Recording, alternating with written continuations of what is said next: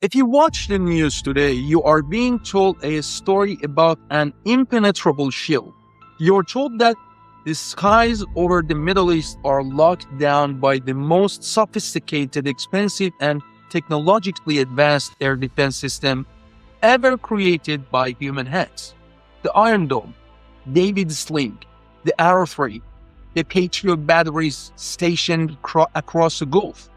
And we are meant to believe that these systems form a modern fortress and an invisible wall of steel and software that guarantees absolute security for those who possess it. But here's what they are not telling you.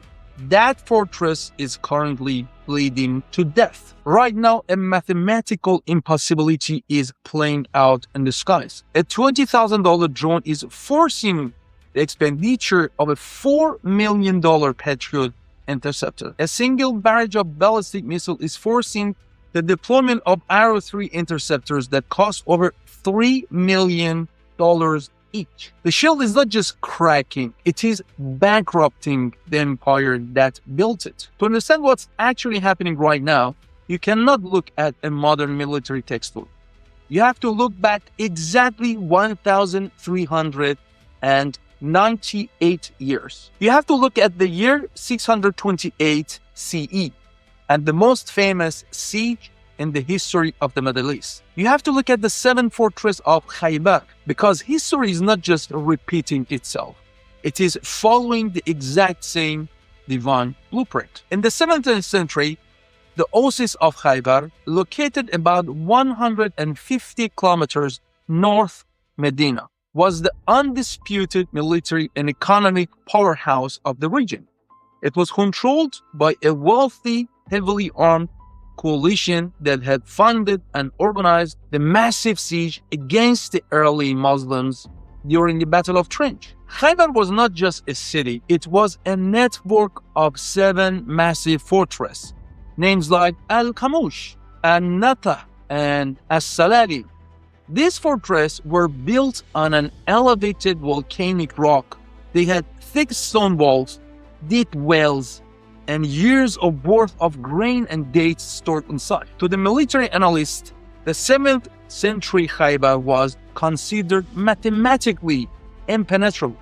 It was the Iron Dome of its era. But the true power of Khaybar was not its stone walls. Its true power was psychological. It was the aurora of invincibility. The surrounding tribes believed that whoever controlled Khaybar controlled the region. And because Khaybar could never fall, the coalition against the Muslims would always have a safe haven, an endless bank account, and a secure base of operation. According to the strategy framework of the resistant axis today, we are currently living in the era of Khaybar. The modern fortresses are not made of stone. They are made of defense pacts, military bases, and advanced radar systems. For decades, the nations hosting these bases functioned exactly like the fortress of Khaybar. They were the untouchable safe havens for Western military projection. They were economic engines funding the domination of the region. And just like in 7th century, their greatest weapon was the psychological belief that they could never be touched. If you even spoke out against these modern fortresses, you would be threatened with the absolute wrath of the global superpower. But this is where the story takes a turn. Because what happens when the impenetrable fortress is finally breached? When the early Muslims finally marched on the Khaybar, they did not have superior siege engines. They did not have more wealth. What they had was a different definition of power.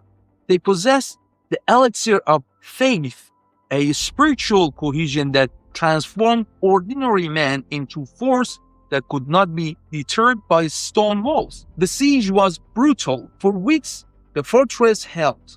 But then the strongest fortress, Al-Khamush, was breached. According to the historical account, the gate of fortress was literally torn from its hinges by a man whose spiritual power far exceeded his physical frame, who was Imam Ali, the first Imam of the Shia Muslim. Today, the gates of the modern fortress are being torn off their hinges not by physical heads, but by a simple mass-produced precision-guided technology driven by that exact same spiritual result. The Brussels-based economic think tank Bruegel recently published a devastating analysis of the air defense failures and the current conflict. They noted that the asymmetric warfare being waged by the resistance has completely changed the financial equation between attack and defense. The United States and its allies have burned through their air defense stockpiles.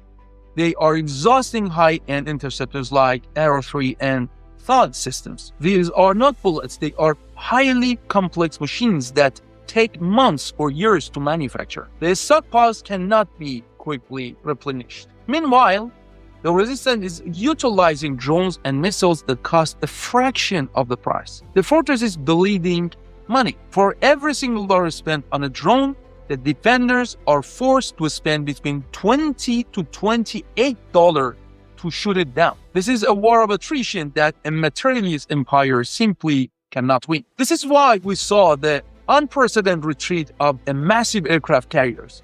When a $15 billion nuclear-powered carrier comes to the region, circles, and then leaves without achieving its objective, you're not just watching a ship sail away. You're watching the modern fortress of Khaybar realize that its walls are no longer relevant. In the year 628, when the primary fortress of Khaybar fell, something fascinating happened. The other Jewish settlements in the region, places like Farag and Wadi al-Ghura, did not fight to the death. The moment they saw that the impenetrable shield had been broken, the psychological spell was shattered. They immediately surrendered and negotiated terms. The dominoes fell because the myth of invincibility had been destroyed. This is the exact phase of the divine narrative we are witnessing today. The resistance has proven that a non-nuclear power, relying on faith, strategic patience,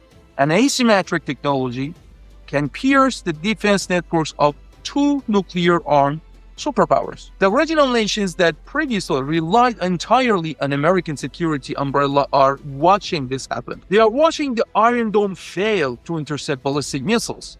They are watching Patriot batteries being exhausted by cheap drones. And just like the surrounding settlements in the 7th century, they are realizing that the fortress cannot protect them anymore. This is why nations that previously acted as absolute proxies for Western power are now seeking consultations and agreements with the resistant axis. The psychological spell is broken. The gates of the Khaybar have been unhinged. The fall of this defensive fortress is only one part of the broader strategy, but to truly understand why this pattern keeps repeating, why empires keep building this fortress, and why they keep falling in the exact same way, you need to understand the 1,400-year-old blueprint that is driving everything you are seeing right now. I break down the entire blueprint from the very beginning in this video right here. Click on it and I will see you there.